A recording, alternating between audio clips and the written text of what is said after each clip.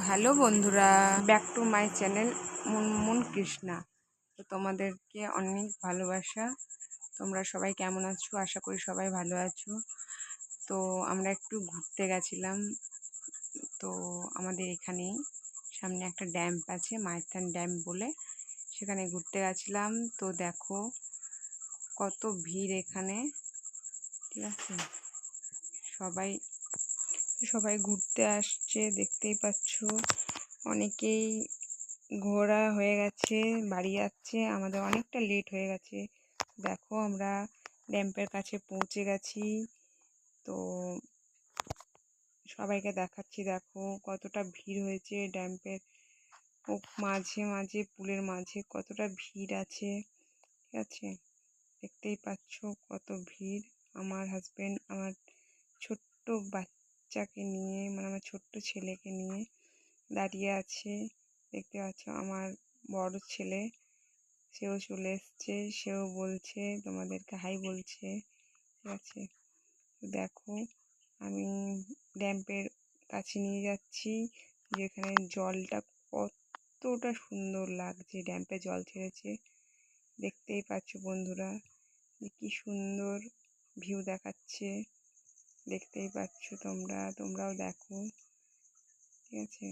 Comment করে আমাকে জানিও যে মাইথন ড্যাম্পের সামনে কার কার বাড়ি, কে কে আমাকে দেখছো, ঠিক আছে।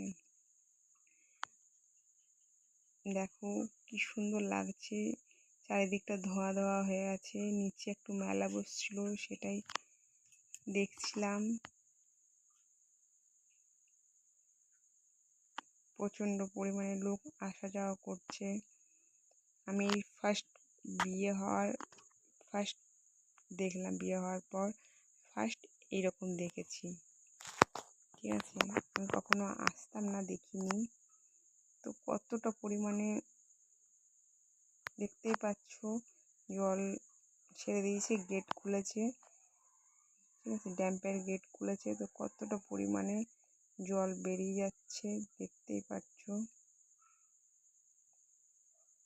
আমাদের নদীতে, আমার বাড়ির সামনেই নদী, ঠিক আছে। তো নদীতে অনেকটা জল হয়ে গেছিলো, জল ছেড়েছে বলে এপার ওপার নদী জলে ভর্তি। তো ওই জন্যই আমার হাজব্যান্ড বললো চলো তোমাকে দেখে নিয়ে আসি, তুমি তো কখনো দেখোনি, চলো। তা আমি বুঝতে পারিনি যে এইরকম হয়। তো আমি অনেক লেট করে ফেলেছিলাম।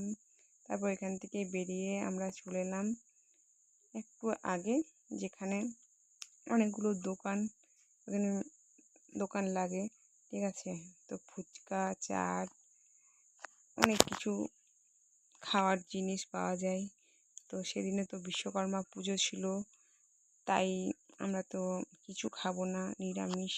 এমনিতে আমার হাজব্যান্ড বাইরের কিচ্ছু খাবারই খায় না, টোটালি নিরামিষ, ঠিক আছে। তো আমরা এখানে, আমি কফি খেতে খুব ভালোবাসি, এখানে কফি খুব সুন্দর বানাই।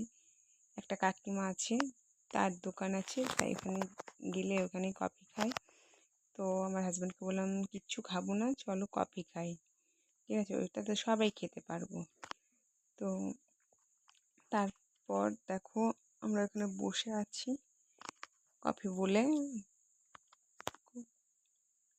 তোমাদের কার কার সঙ্গে বলার পর খেতে ইচ্ছে করে বলো?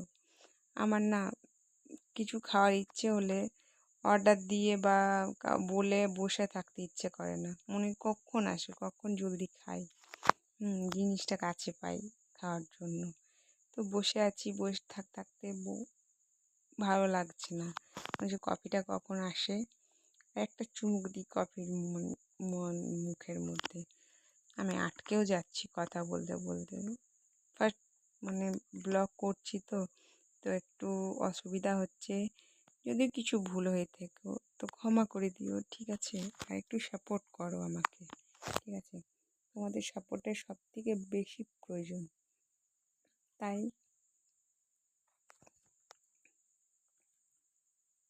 তো দেখো আমার হাজব্যান্ড বসে আছে, বসে দেখো তোমার কফি চলে এলো। তো আমরা এবারে কফি খাচ্ছি, দেখো কফি দিয়ে যাচ্ছে, হ্যাঁ, কাকুটা এসছে কফি দিতে। তো এবার আমরা কফি খাবো। কফি খাওয়ার পর বাড়ি চলে যাবো, কারণ অনেক রাত্রি হচ্ছে। ছোট বাচ্চা নিয়ে এসেছি তো, বেশিক্ষণ তো থাকা চলবে না বাইরে।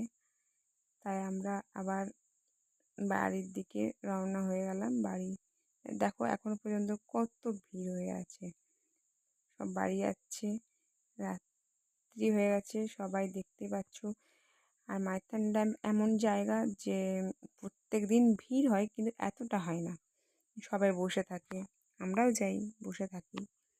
গরমের দিনে খুব সুন্দর এখানে হাওয়া চলে, ঠান্ডা ঠান্ডা ভালো লাগে। যার বাড়ির সামনে সে তো জানবেই, আর যার বাড়ি এদিকে নয়, যে আমাকে দেখছো, তারা বুঝতে পারবে। তো বাড়ি চলে এলাম। বাড়ি আসার পর আমি খাবার টাবার খেয়ে তারপরে আবার ব্লগটা স্টার্ট করলাম। তো তাই দেখো বাড়ি চলে এসেছি, খুব জোর খিদে পেয়েছিল, তো খেয়ে নিলাম। তোমাদের সাথে শেয়ার করতে পারিনি, খেয়ে নিয়েছি এসে। তো কারণ আমার বাবু ছোট্ট, কখন উঠে যাবে, কখন শোবে, ওর তো একটু টাইম টেবিল আলাদা হয়ে যায় না, তাই জলদি জলদি খেয়ে আর তোমাদের সাথে শেয়ার করতে এলাম। তো চলো এবার ব্লগটা আমি বন্ধ করছি। Good night. তো ভালো থেকো সবাই।